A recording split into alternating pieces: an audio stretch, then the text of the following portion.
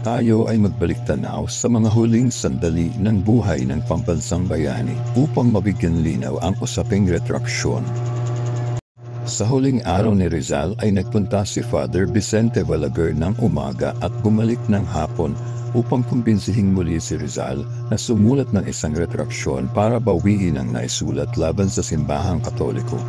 Hindi umano nagtagumpay si Father Balaguer sa kanyang misyon at ito'y umalis ng bigo sa kanyang pakay. Subalit matatandaang noong si Rizal ay nasa dapitan pa, ay gumawa ito ng isang retraksyon dahil ito ay kakailanganin para silang dalawa ni Josephine Bracken ay mapag-isang dibdib sa ilalim ng simbahang Katolika.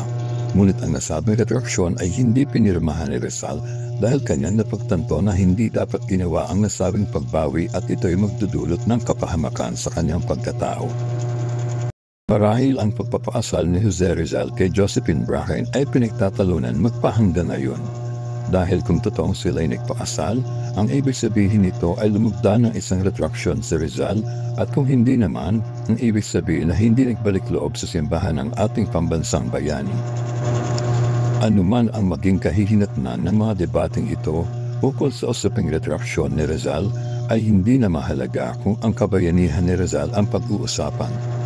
Hindi nakakaapekto sa kanyang kadakilaan at kagitingan ng nasabing dokumento, totoo man o hindi, dahil napatunayan na ng pambansang bayani sa pamamagitan ng kanyang buhay at mga naisulat ang kanyang walang kamatayang pagmamahal sa ating bansa.